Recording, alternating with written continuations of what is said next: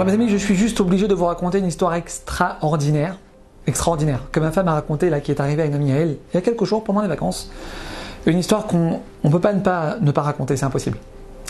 Donc je suis en train de marcher avec ma femme, et elle me dit: David, écoute, le message que ma copine elle vient de m'envoyer là à l'instant. Alors mes amis, écoutez bien ce que la copine de ma femme lui envoie comme message. Donc à ce moment-là, la copine de ma femme est à la montagne avec son mari et ses enfants, la veille de son départ, donc c'est la veille de leur départ à Paris, pour rentrer en Israël. Donc ils sont en train de faire quelques petites courses à droite à gauche, les petites emplettes. Ils retournent à l'hôtel, et là la copine de ma femme, elle se rend compte qu'elle ne retrouve plus sa pochette, avec à l'intérieur, écoutez bien, toutes ces cartes bleues, et tous les passeports de toute la famille. Ouais, donc juste ça. On est la veille du départ, donc imaginez comment d'un coup, la pression elle monte.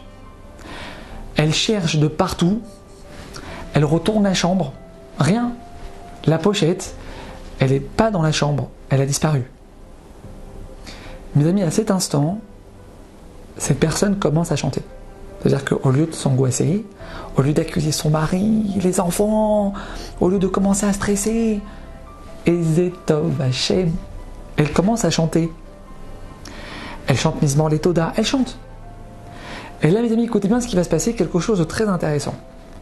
Elle se dit: non, t'es en train de te mentir à toi-même, là, tu chantes, mais au fond, t'es pas vraiment joyeuse. C'est du Tmanik ce que tu fais. Alors, très important, petite parenthèse, mes amis, très importante. Il faut comprendre que déjà arriver à faire ça, arriver à chanter dans un moment pareil, même si on ne ressent pas la joie à l'intérieur, il faut comprendre que c'est déjà du très très haut level. Ouais, t'es dans la Ligue des Champions. Arriver à chanter maintenant, c'est exceptionnel. Je referme la parenthèse. Donc elle chante, mais elle ne ressent pas la joie vraiment à l'intérieur. Elle sort de l'hôtel, mes amis, elle part faire toutes les boutiques où elle a fait des achats, une par une, pendant plus d'1 heure. Elle cherche dans toutes les boutiques, tous les magasins, de tous les côtés, rien. La pochette, elle a disparu. Et là, mes amis, tout à coup, comme par hasard évidemment, elle voit devant elle 2 policiers. Elle va les voir, elle leur dit: excusez-moi messieurs, mais j'ai besoin d'aide.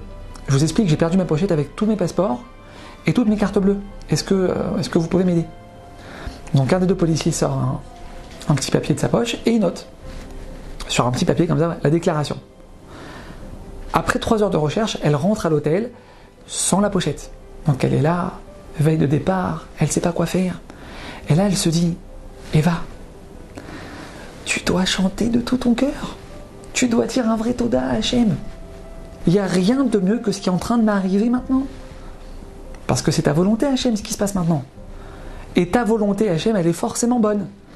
Même si j'arrive pas à le voir, même si j'ai pas les lunettes pour le voir. Et là mes amis, elle se met à chanter avec toute la simra. Ouais, genre limite ils appellent la police pour la calmer. Je rigole. Mes amis, 30 minutes.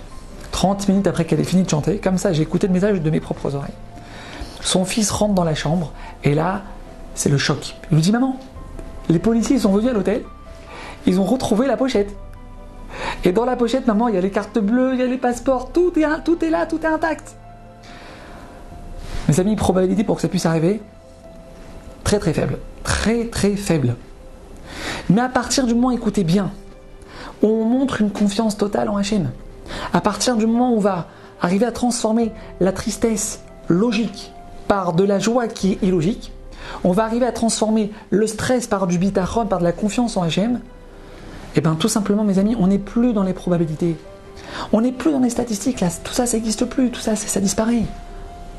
Tu chantes. Vous connaissez la suite, ouais, vous vous rappelez de la suite. C'est quoi la suite? Tu chantes. Parce qu'on l'a répété plusieurs fois ça.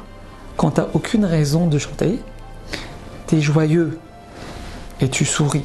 Quand tu n'as aucune raison de l'être et de sourire, maintenant Hachem il va descendre, il va prendre les commandes. Il va te montrer Hachem ce qu'il peut faire.